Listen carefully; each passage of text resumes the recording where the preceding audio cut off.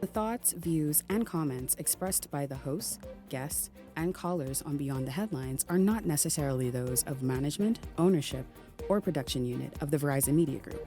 Beyond the Headlines is a production of ILTV Studios and cannot be reproduced or represented in part or entirety without express written permission of the Verizon Media Group. Beyond the Headlines is the intellectual property of the Verizon Media Group. Copyright 2021.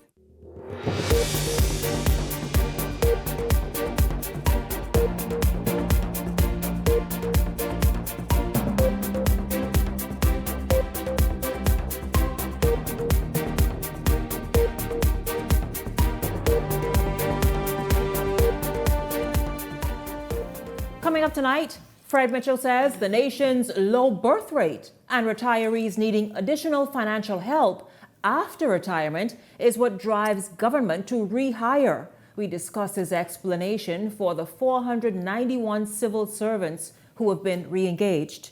Also tonight, Abaco has rebounded significantly after Dorian. We speak with an international organization that's helping make a difference on the island. And get your notepads ready for another Financial Literacy Friday. Tonight, how to upskill your life so that you are positioned to earn more this year. It's all straight ahead this evening.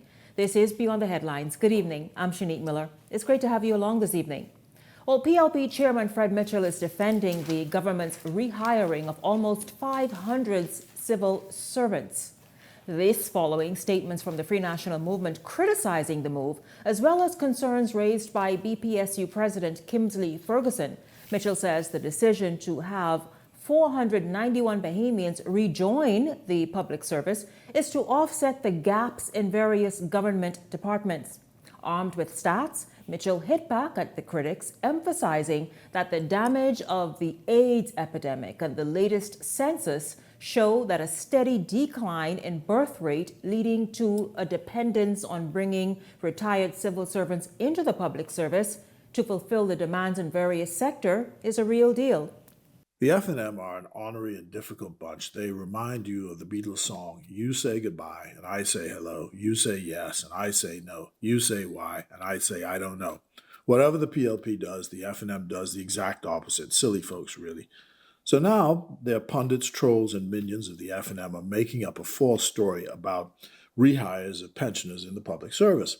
According to them, young people don't have a chance under the PLP. The F&Ms are lying SOBs. Here are the facts of hires in the public service under the PLP since we came to power in 2021. The hires of people under 35.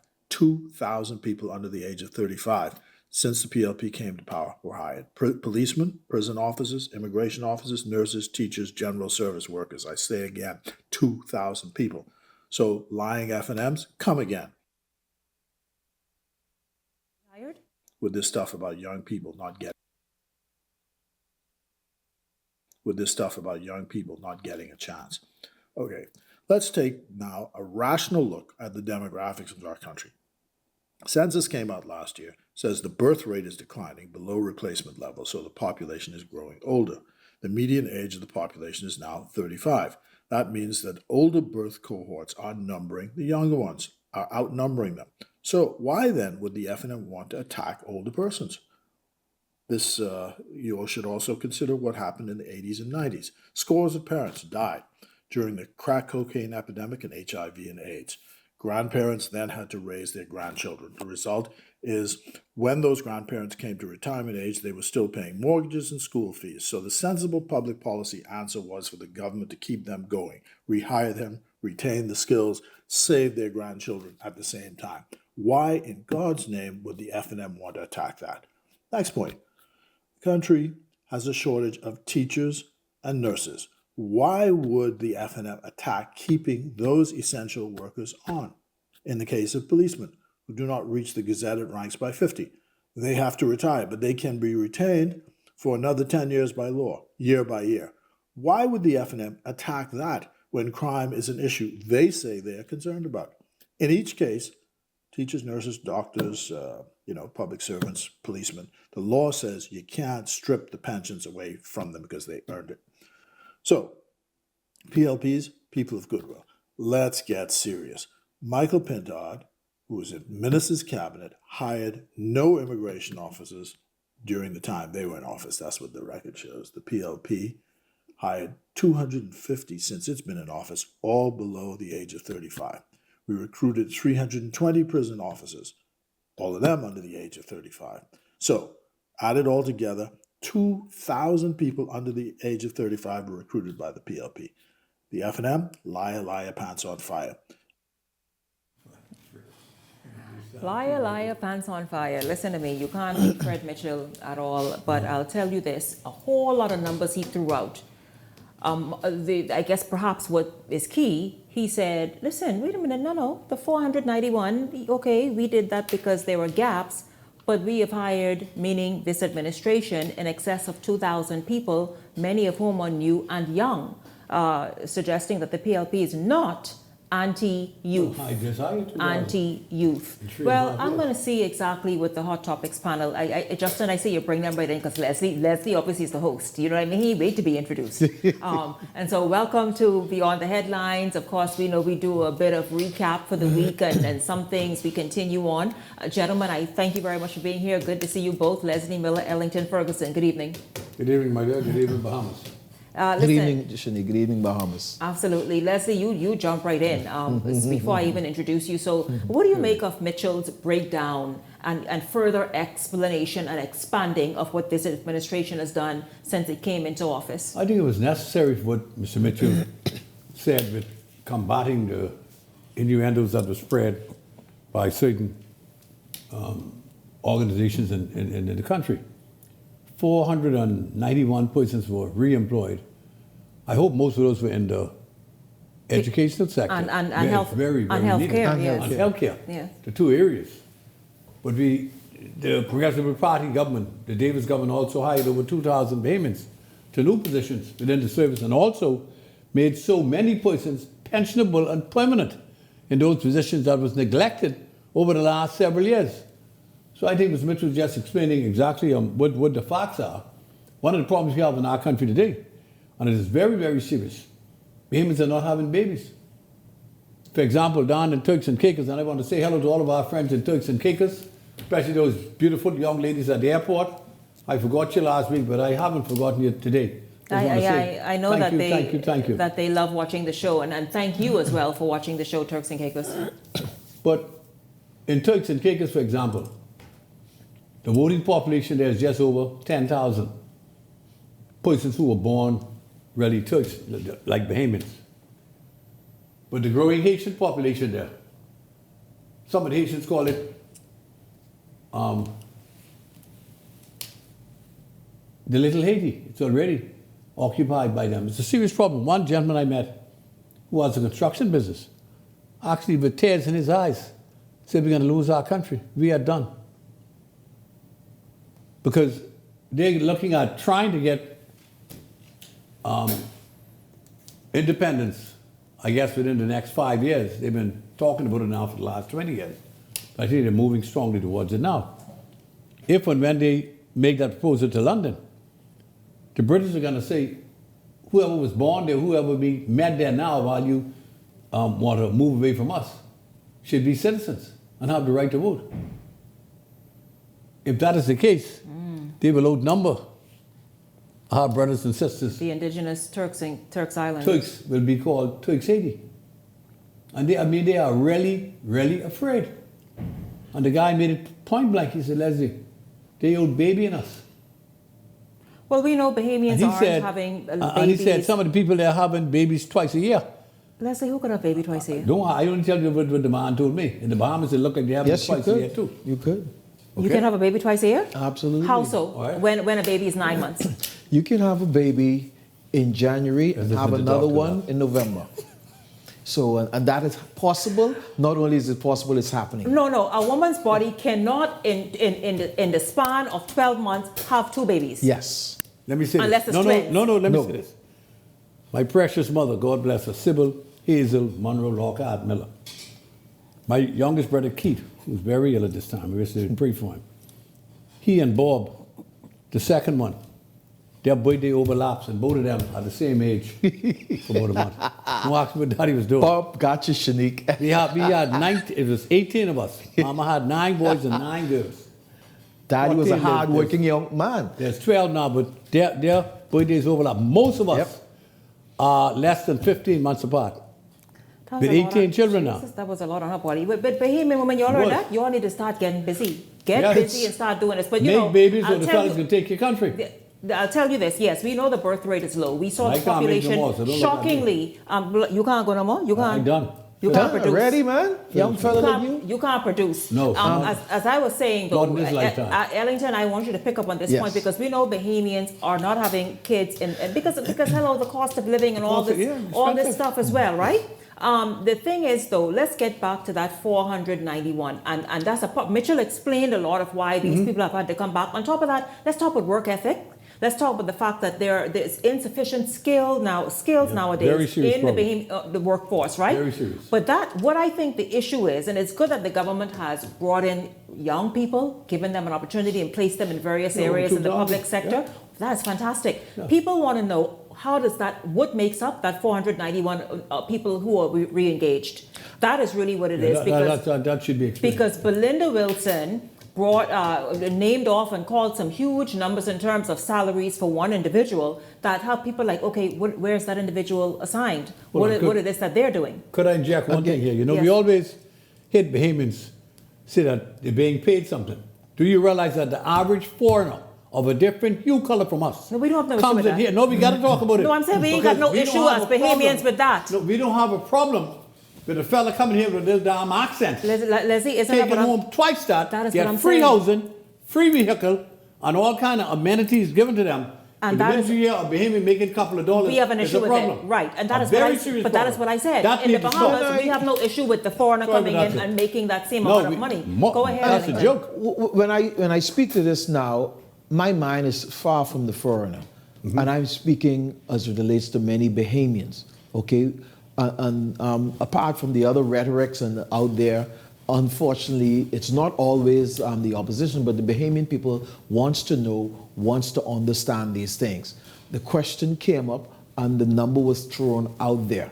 Now, it's not necessarily like you alluded to about we don't have a problem with the foreigner.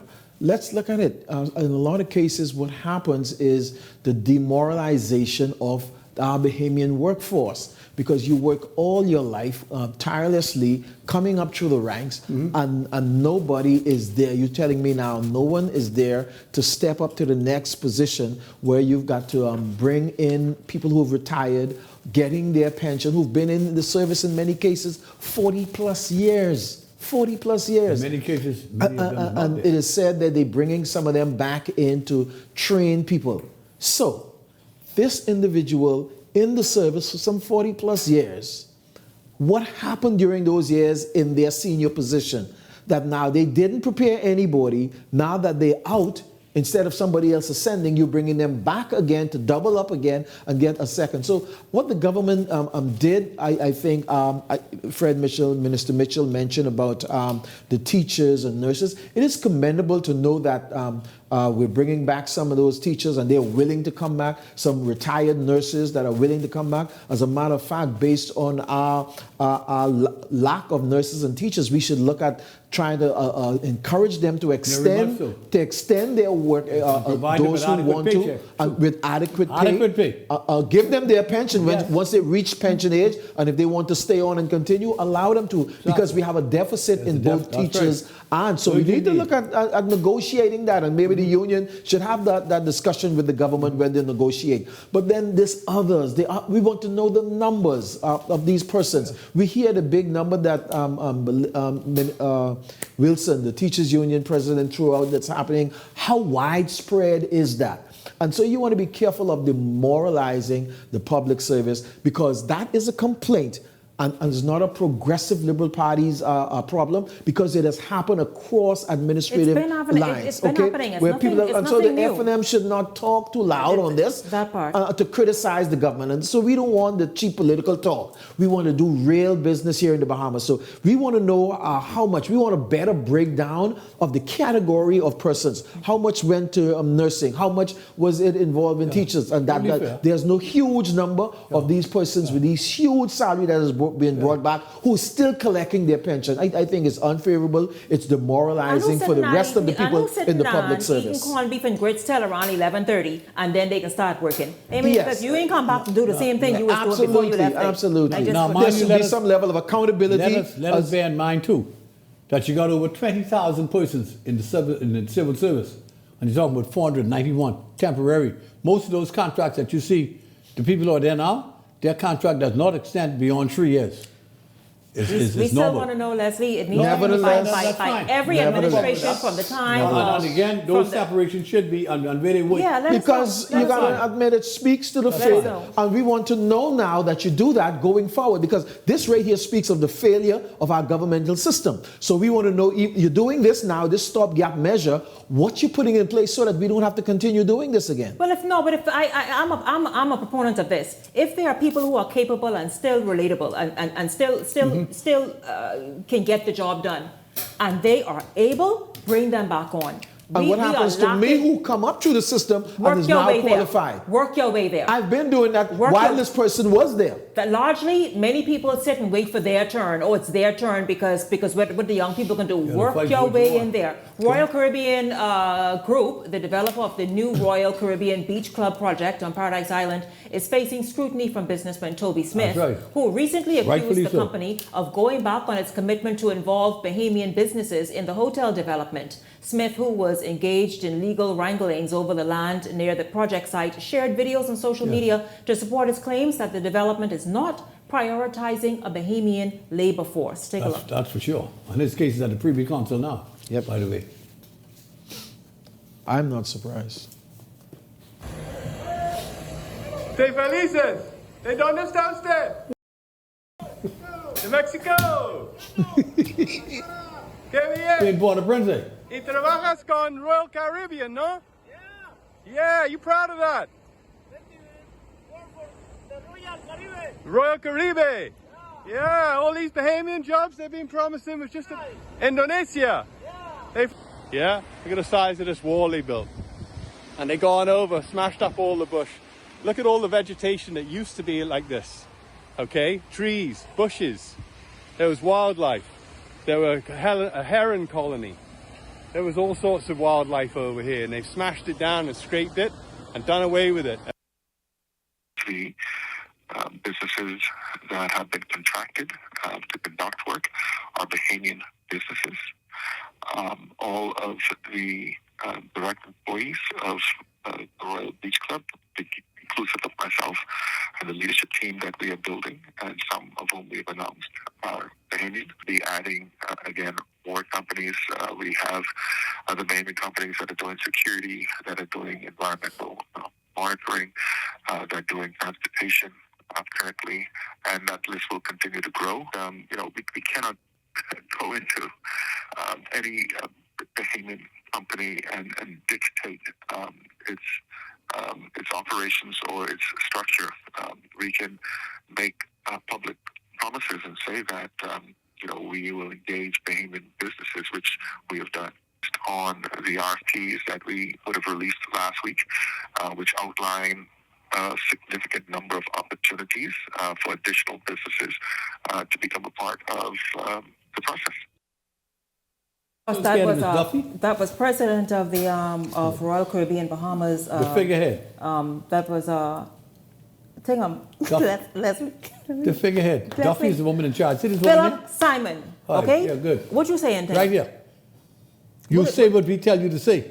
Leslie? There's less than 100 Bahamians on that site, according to the Bahamian brother. Leslie, let me go up here. And you got 500 people there. Minister of Tourism and Investments. Minister of Tourism and Investments, Deputy Prime Minister Chester Cooper refuted allegations that Bahamian contractors are not being employed. And when asked about claims surrounding the New Royal Caribbean International What he Club, said? Cooper reassured that Bahamians will be involved in the Right. project and that all work will meet established standards. Will be involved.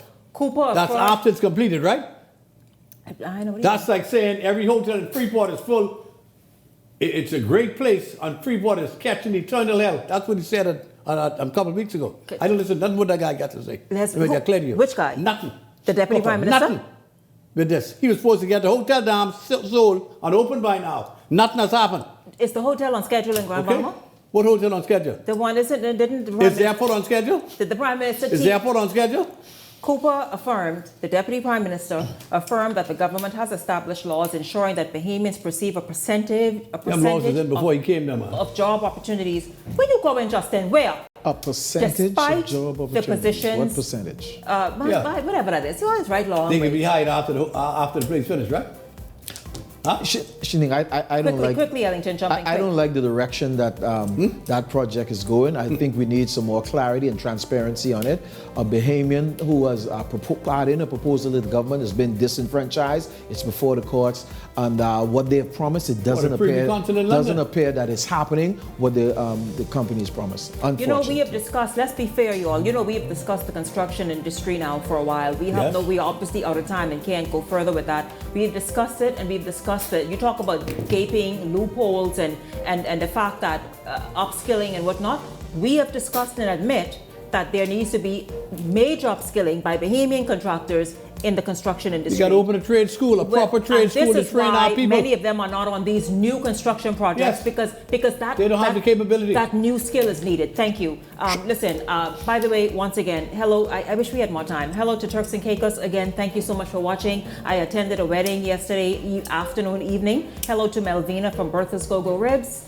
Thank you very much for watching. They're from Eleuthera. They absolutely enjoy the show, and I'm happy that you enjoy the show and continue to tune in. And everybody else who stopped me every day, including this morning, you know where that was. Thank you for watching. Don't go anywhere. When we come back, we're going to go to Abaco and speak with an international organization who is making a major impact still after Dorian. We're back after this. This segment of Beyond the Headlines is brought to you by EV Motors.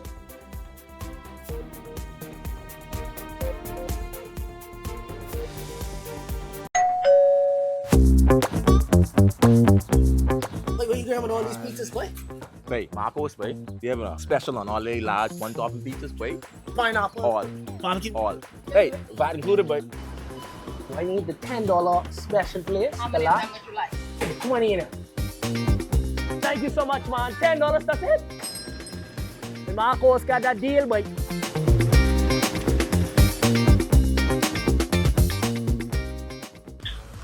What? You don't know what TDC is? Tourism Development Corporation?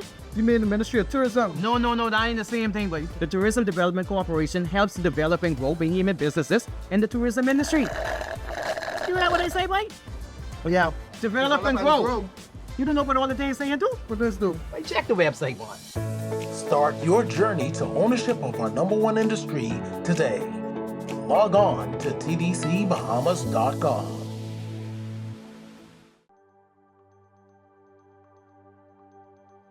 Hello, ambitious women. Are you ready to take your business to the next level? This is your chance to shine. I'm Adriana Fox, co-founder of the Fox Foundation. And I'm Adriel Fox, legacy advocate of the Fox Foundation. We're thrilled to announce the 2nd annual Women's Entrepreneurship Episode Grant Initiative, created to empower and support women like you who are making waves in the business world. This year, we're offering $75,000 in grants to female entrepreneurs with innovative business ideas in undersaturated markets and industries that have yet to reach their full potential.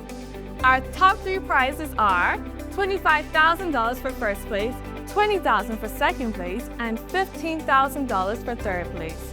In addition, 7 runner-ups will receive $2,000.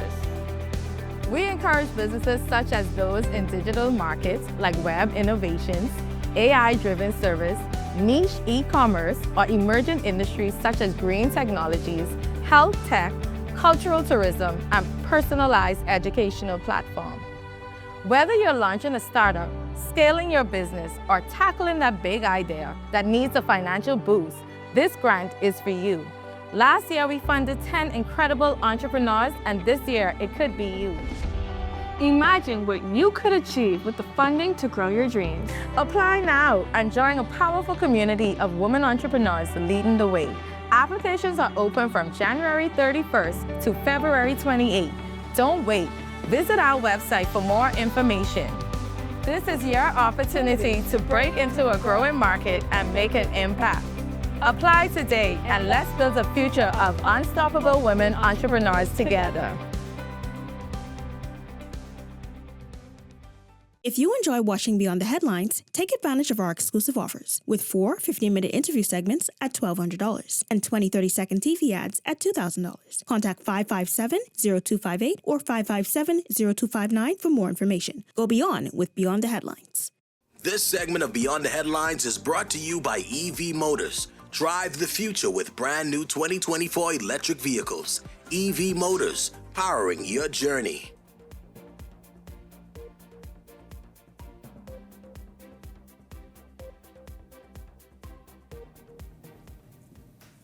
Welcome back to Beyond the Headlines. Well, Missionary Flights, an organization that stands in the gap for communities in need, has had a presence on the island of Abaco since Hurricane Dorian. The organization has been working with residents there to help the island rebound, and their work has paid off, and it's ongoing.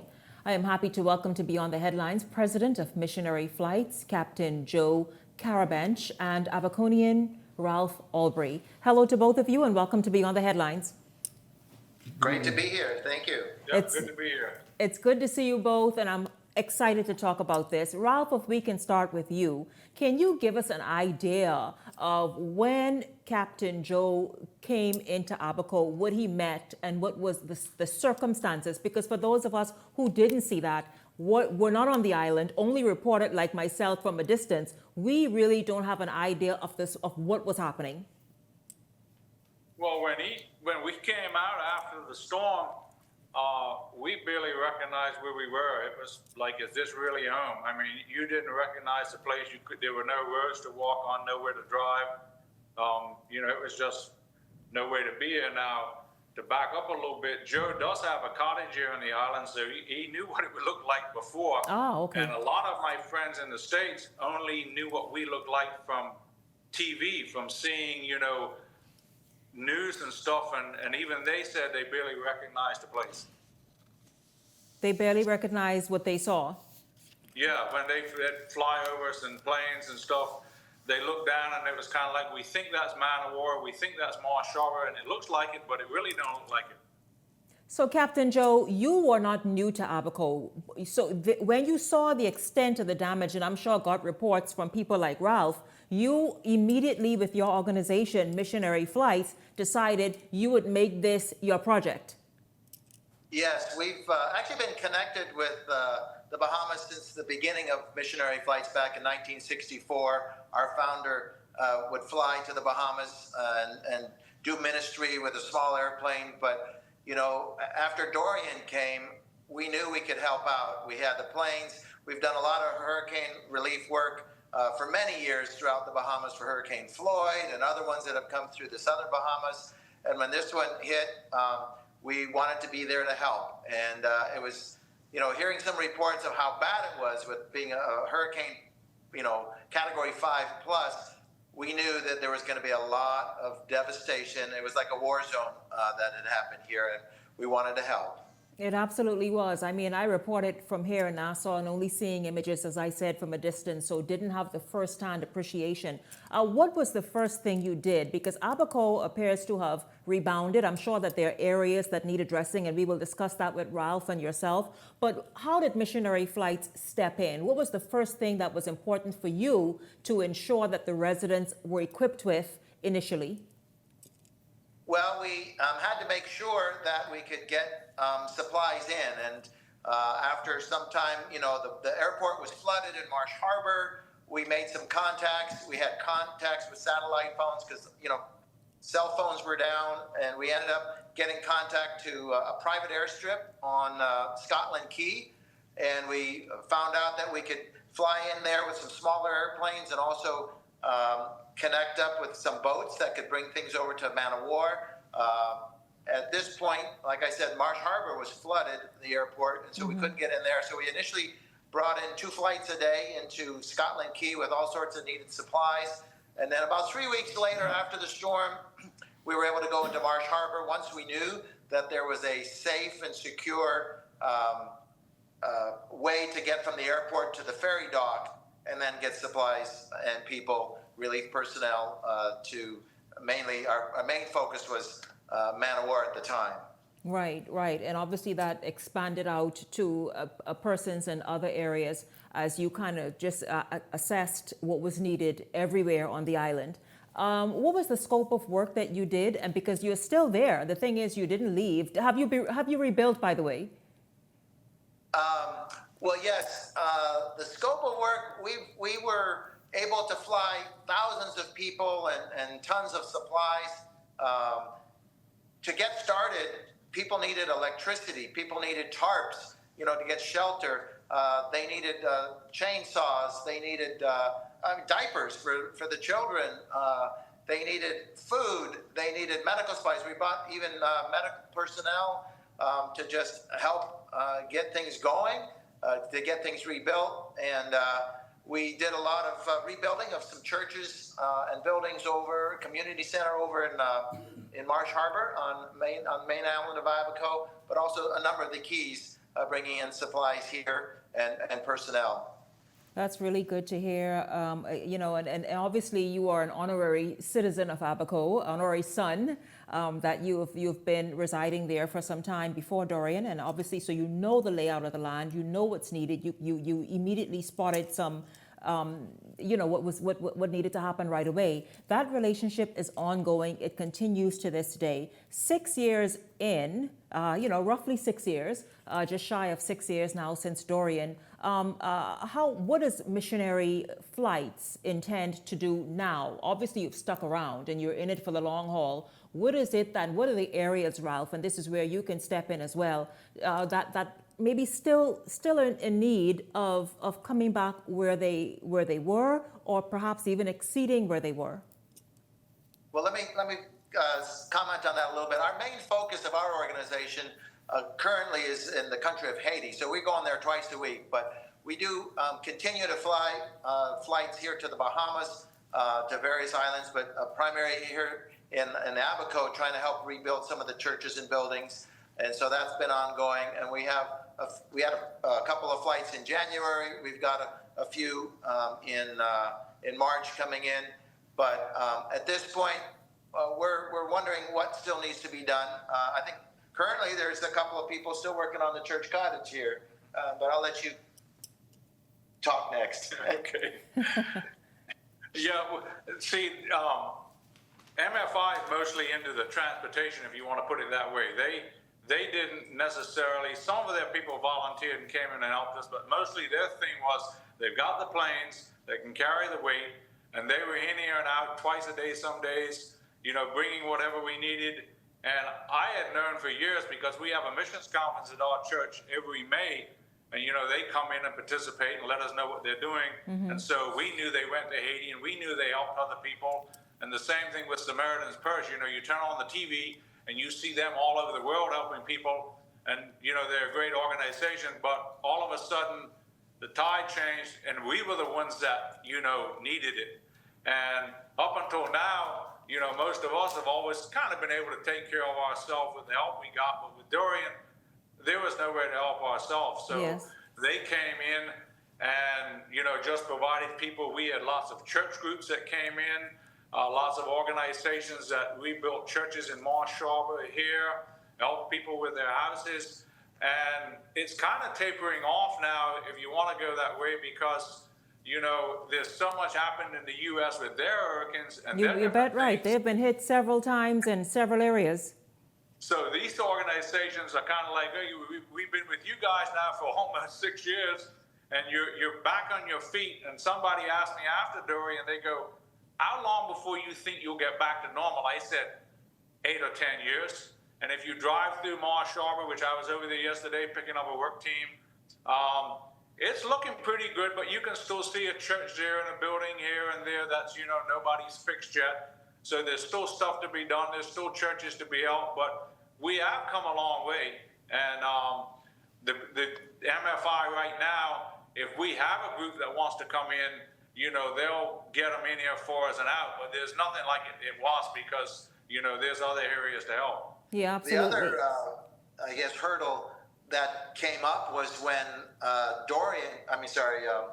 COVID hit. So we were bringing, flights, every day up through December, and January was maybe a couple times a week.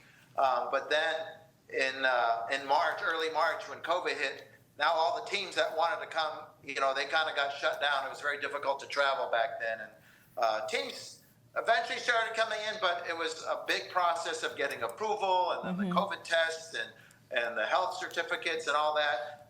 And so things really slowed down with the recovery process. But we've continued for a number of years, and we're going to continue to help when we get contacted with the needs. Now, we work with over 600 organizations, Christian mission organizations in Haiti, the Dominican Republic, and the Bahamas. But we're able to work with these organizations to bring the workers in here and the supplies to get more things rebuilt here. Yes, absolutely. Ralph, I wanted to ask you, I know that there are some volunteers on the island this week. You are working very closely with them.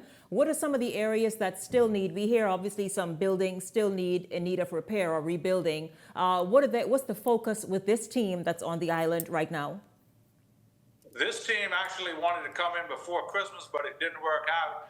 And we're working, our church facility is all built back. That's finally done, and there was two different church groups that helped us rebuild that, and we're finally back in our sanctuary, and the church facility is done. But we had a missions cottage that was over 100 years old that we used to make available to pastors, preachers, missionaries, that once they got here, they could stay in it for free. And there were so many people that said that was just what they needed. So we're now building that back. One group was in here before Christmas for a month and got it the shell of it done and inside done. And the group that's here now, a couple of guys, he owns a plumbing company in the States. So they're now under the floor in the house trying to get the plumbing finished between now and Sunday. So that's where I am today. It's a lot of work. That's a lot of work happening in these few days right here, if that is the goal. But Captain Joe, before we wrap up the segment, I want you to really tell us about, we know what you're doing in Abaco and the fact that you're committed to Abaco to a lesser extent, because a lot of the work, perhaps more than 90% has been done. But you're still committed to being there when needed. But just give us an idea and the viewers an idea of what else you're doing. I know you said you're very, very present in Haiti at the moment. Yes, we fly in there a couple times a week to Haiti. Currently, we can't go into Port-au-Prince because the gangs have kind of been, taken over and violent. They're shooting the airliners down, and so the FAA has put a ban there at least till mid-March. But we continue to go to the north part of Haiti, and then we land on a grass airstrip in the middle of the country, bringing in supplies and personnel. And so we're able to continue with that. We have just got our third plane. We have actually older planes. They're DC-3s, but they've been upgraded and have modern turboprop engines. And so we have a lot of folks that can donate to our organization to help us continue to fly and to be able to minister. We're getting school supplies, supplies for orphanages, groups for orphanages, medical teams. And we're just able to bring in Bibles and pastor training and all sorts of things. But we also help out with some of the missions in the Bahamas and the churches here. And there's been over a half a dozen churches, I believe, in Marsh Harbor that have been helped rebuild. And we continue to do that. We're available to do that with the organizations that we partner with. And also, again, missionary flights assist in Abaco primarily, but around the Bahamas, wherever they're needed. Of course, the focus largely now is the nation of Haiti, helping bring relief there to, what's happening there, the war-torn nation there. But I thank you, Captain Joe, of course, Ralph, for speaking with me here on Beyond the Headlines this evening. Also for the work that's ongoing that you're doing to help, houses of faith and families and communities come back together on the island of Abaco. Very, very significant. Thank you very much. It was excellent speaking with you to find out the work that you're doing and just to say thanks. You're welcome. It's great to be chatting with you, and hopefully more people will hear about what's going on. And you can always visit our website at missionaryflights.org. Missionaryflights.org. Once again, thank you very much, gentlemen. Ralph Albury and Captain Joe Carabench. You didn't tell me that I mispronounced it, so I think I got it right. Perfect. Absolutely fantastic. Thank you both very much. You're welcome. Bye-bye. Don't go anywhere, because when we come back, we're going to shift gears. Remember, we are talking finances like for the last at least 6 weeks now, or perhaps even 7. Well, tonight we're going to wrap it up, and we're going to hear from Howard Johnson as he talks about how you can invest in yourself to make yourself just positioned nicely to have a greater income in 2025. Beyond the Headlines is back right after this.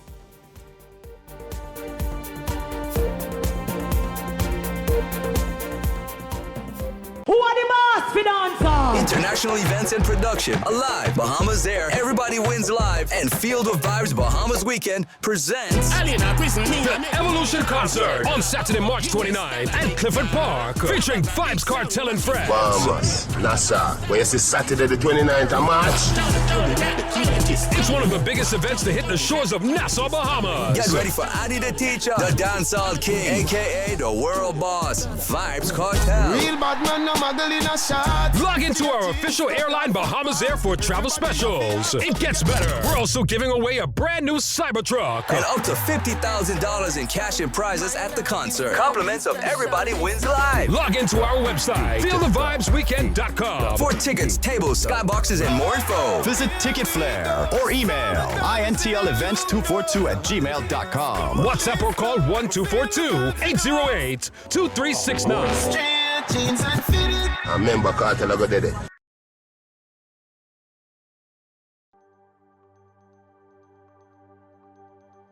Hello, ambitious women. Are you ready to take your business to the next level?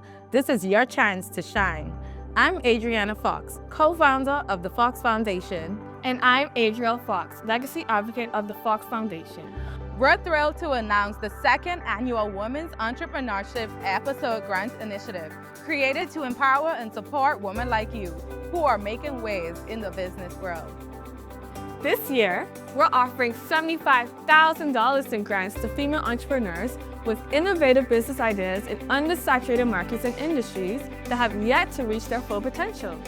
Our top 3 prizes are $25,000 for first place, $20,000 for second place, and $15,000 for third place.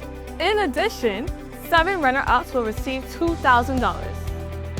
We encourage businesses such as those in digital markets like web innovations, AI-driven service, niche e-commerce, or emerging industries such as green technologies, health tech, cultural tourism, and personalized educational platform. Whether you're launching a startup, scaling your business, or tackling that big idea that needs a financial boost, this grant is for you. Last year, we funded 10 incredible entrepreneurs, and this year, it could be you. Imagine what you could achieve with the funding to grow your dreams. Apply now and join a powerful community of women entrepreneurs leading the way. Applications are open from January 31st to February 28th. Don't wait. Visit our website for more information. This is your opportunity to break into a growing market and make an impact. Apply today and let's build a future of unstoppable women entrepreneurs together. So you want a space, but not just any space. You need something with a little more potential. So how about 1,000 square feet of room to play with? Superb audio and video production capability, digital LED wall, full lighting grid, and about 124 seats to accommodate a full studio audience with so many other features. Make us your home for your next concert, conference, and so much more. Honestly, the possibilities are endless. Here at ILTV Studios, we'd love to bring your next event to life. So what do you say? Do you want our space?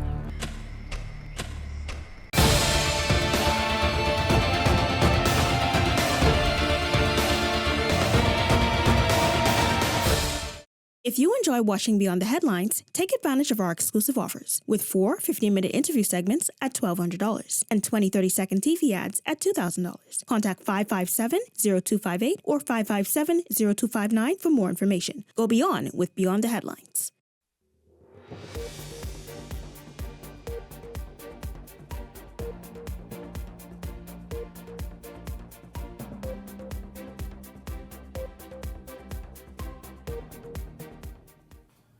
Welcome back to Beyond the Headlines. I hope you have your notepads ready this evening because in this segment, you guys know it. You should be accustomed now, and that is, of course, Financial Literacy Fridays. And so we're going to get right into it. Howard Johnson joins me. Howard, it's so good to see you. I understand it's quite nippy in Florida at the moment.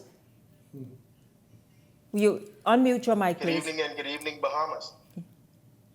Yes, go ahead. Leslie, we live. Yes, sir. Go ahead. Can you hear me, Shanique? Yes, sir.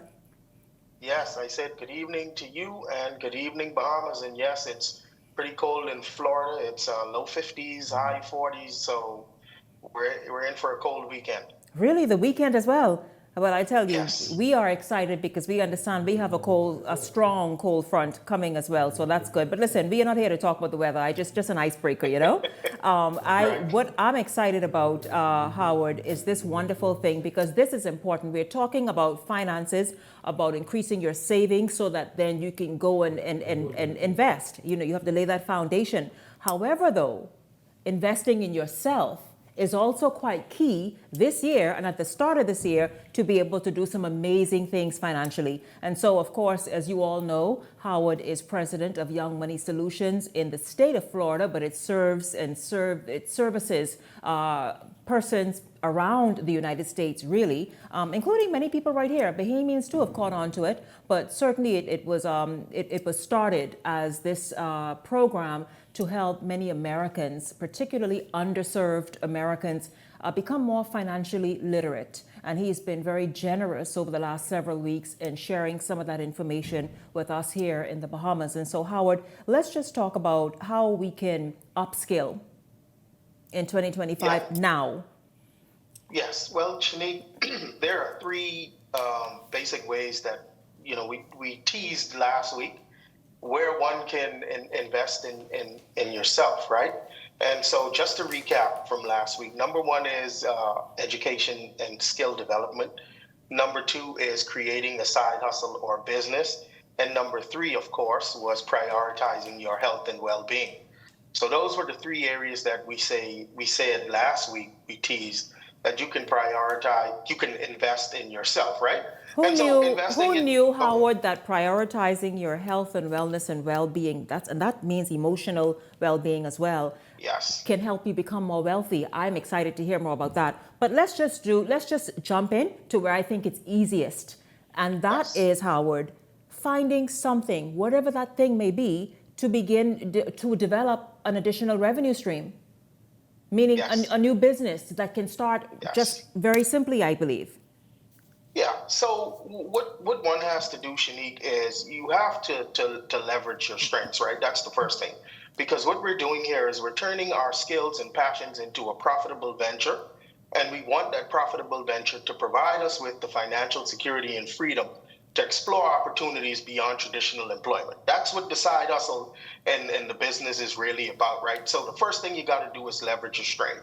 And what's that? You identify a skill or a passion, whether it's, let's say, in graphic design, you're good with arts and crafts, you do hair, or nails, anything that you can do that really identifies a skill that you possess, and you simply find ways to monetize that. That sounds. Yes, go ahead. Go ahead. No, you go. Yeah, and then number two, you got to start small. So you start small and you scale small, right? So you're not going to open a big, for example, a big hair salon and have 10 hair salons, one in Exuma, one in Eleuthera, 5 in Nassau, 2 in Freeport. No, you got to start small. So you begin with a minimal investment by offering your services on platforms, on social media. You start with your small circle. I call it the 3-foot world, right? Your family and your friends. You start with them. And then as the demand grows, and you start making real money, you want to reinvest your profits into marketing your business and developing the business further, right? Yes. And Howard, it's quite simple because I remember, and I'm guilty because I could have been so far, Howard. I love baking healthy treats, and I'm talking with healthy ingredients, and they're very tasty. I had a wonderful, growing, burgeoning little clientele, and who put that to the side? I did. Right? I did. Yeah. See, and it's so interesting that you talked about that additional income stream that could have been created for yourself in addition to your regular job, right? So now what the side hustle does is it creates that additional income, like we said, which can be used. Remember now, we talked about in previous episodes on financial literacy, we talked about how you have to cut your spending and reduce your expenses, right? So that you can have this extra money to do stuff. Well, creating an additional revenue stream or an additional income stream does the same thing. So now you have more money to invest, right? You have more money to put in that emergency fund. You have more money to put in your other financial priorities. And of course, you have more money to put in that entertainment fund, right? So over time, what a lot of people like to do now as well, they want to start with a side hustle, but over time, they want that well-managed side hustle to grow and transition into full-time entrepreneurship. They want to kick the employer to the curb, and they want to become their own boss. I am so out of practice now, I forgot some of my recipes. In fact, I'm rusty because I did it recently and it didn't quite work how I normally did. But I need to get back into my nice like matcha muffins and beetroot muffins and all that stuff. I will, and I'll send some to you in Florida because I need you to be ordering. Yes. That's why I need you to be ordering. Please. Yes. So Howard, No problem. Yes. So Howard, let us talk about the sort of certificate and ongoing training and that are available, and much of which are even free. So this falls under the educational and skill development aspect of investing in yourself, right? And Shanique, before we go any further, I want to bring Justin in with our quick 40-second YouTube clip, right? Now, Warren Buffett, we heard about this guy before, right? Used to be the richest man in the world at one point. Still among that group, yes, absolutely. Of course, he's still in the group. And he is one who is known for investing in stocks and investing in businesses that had tremendous value and made him a lot of money. But interestingly enough, Mr. Buffett said, the best investment you can make, listen to this now, the greatest investor of all time in stocks on Wall Street said the greatest investment anyone can make is to invest in themselves. Let's run the clip. Generally speaking, investing in yourself is the best thing you can do. Anything that improves your own talent. So nobody can take it away from you. They can run up huge deficits and the dollar can become worth far less. You can have all kinds of things happen. But if you've got talent yourself and you've maximized your talent, you've got a terrific asset. And so that doesn't mean everybody should go to college, but it does mean that any way you find to improve, communication skills are enormously important. I mean, I took a Dale Carnegie course that I paid $100 for, and it was worth a college degree. At least I thought it was. Maybe this interview will convince people otherwise. And so, Howard, we heard Warren Buffett, and I love listening to his motivational speeches and advice in particular. And you're right. I mean, somebody who is a seasoned investor, who is a multi-billionaire many times over, and then simplifying it for all of us. And something else he said, too, is like, listen, jump in and learn as you move forward. Do not ever say no to an opportunity, but go right ahead. Yeah, and so one of the most well-known ways that we can educationally and skills-wise develop ourselves, we know is higher education. People have been doing that for hundreds of years, right? Pursuing a degree, a diploma, or professional development courses in your field, and that offers you a competitive edge, right?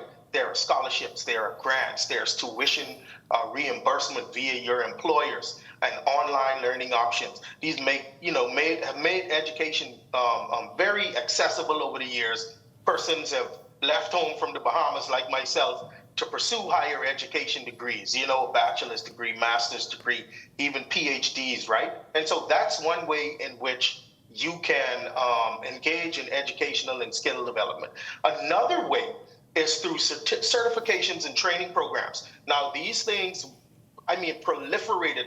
Became very, very, very popular during the pandemic, right? Yes, People were doing a lot of certifications and stuff. And short of wanting to go and pursue a degree, or if you have degrees and you say, you know what, I'm not doing any more degrees, a certification or a training program is great. I've engaged in a lot of training and certification programs because financial services and financial literacy is not what I went to school for, not what I got my degrees for. And so certifications were the things that got me able to be a personal finance expert in my field today. So even you with a master's degree upskilled from there into an area that was not necessarily your primary focus, but here you are now doing amazing things with the upskilling and the certifications in the United States and anywhere, really, because the internet is your playground. And my fellow Bahamians can do the same thing, because what those certifications and training programs do for you is they enhance your resume, increase your salary potential, and improve your chances of promotion on your job. And many of these certifications can be obtained through online platforms. Coursera, LinkedIn Learning, and other industry-specific organizations, schools like Harvard University, Stanford, Cornell, the University of Pennsylvania. These are Ivy League institutions here in the United States. Big name, global institutions, right, of higher learning. And they are offering courses free. You can do some free courses and you can have the content, or for less than $200. And by the way, I have no affiliate marketing relationship with any of these institutions. So I'm not pitching them to anyone, because I have that relationship with them and I'm making some money on the back end or a commission. No, I'm not. But these courses from these well-known, reputable institutions, right, they can help you to get on your way. And they have a plethora of topics that you can engage in majors. So for $200, you can get a certificate, right? Like, you can literally get a certificate that says Harvard Online University, right? And think of what that can do for you when you take that to your boss, your place of employment, in terms of helping you to get that promotion and be on the course to getting a salary or a promotion. Yeah, absolutely. Howard, this is really important to me, this next area where we can upskill and early on in 2025 to be able to maximize each moment and opportunity throughout the remainder of the year. And that is prioritizing our health and well-being. Yes. And Shanique, and we all can do better. Not everyone's like you, Shanique. I know you are. You got that Mamba mentality, that Kobe Bryant mentality when it comes to exercising. No, but we all can. But it's very admirable, Shanique. And a lot of us out there would wish that we were like you. Had the discipline and the mindset. But prioritizing your health and well-being, being in good physical and mental health, directly impacts your productivity, your energy levels, and your long-term success. So we're talking about exercise and nutrition, right? We're talking about being mentally well and managing your stress, and also promoting great work-life balance. These things are very important when you're talking about prioritizing your overall health and your well-being. So important. I've tried too, Howard, to make normal seeing a professional if you need to. And I'm talking in the capacity of mental health, emotional health. Sometimes that's important, and if it's needed, there's no shame in that. That is to help you establish this wonderful work and life, and all the other balances that are necessary, so that you're this whole being, as we're speaking about and have been speaking about. It's very necessary. Do whatever it takes, Howard, this year in particular, to be able to set yourself up to win.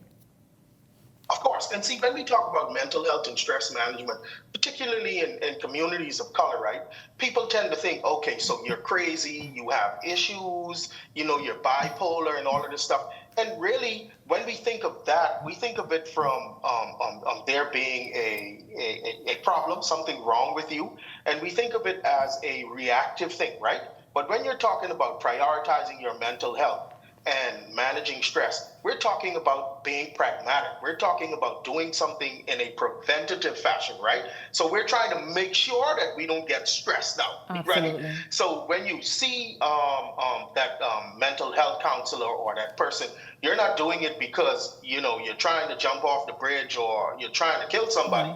You're doing it because you want to take a pragmatic approach to having your moments of zen, right?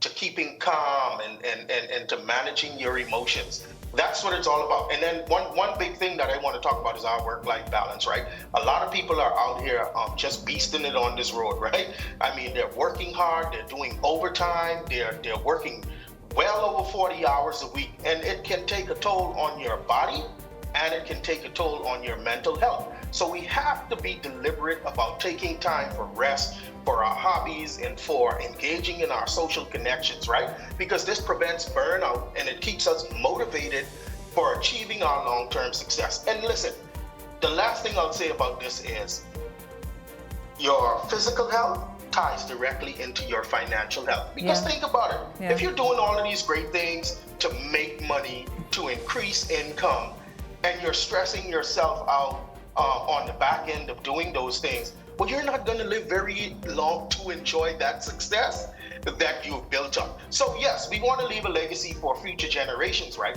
But we also want to ensure that we're going to be here to enjoy some of the fruits of our labor as well. That is exactly what the whole entire goal is, in fact, you know. So yes, you work hard to commit yourself and achieve and become, but then you've got to do it holistically. Howard Johnson, thank you very much. Looking forward to next Friday, absolutely. And then of course we will develop a schedule where you pop in to be able to just keep all of us financially tuned throughout 2025. Thank you very much, Howard. Thank you so much. Thank you. Have a good evening. My pleasure. Have a great evening as well. I want to thank all of you for tuning in all week long. Certainly hope you enjoyed that segment and that you took some notes as well and paid keen attention.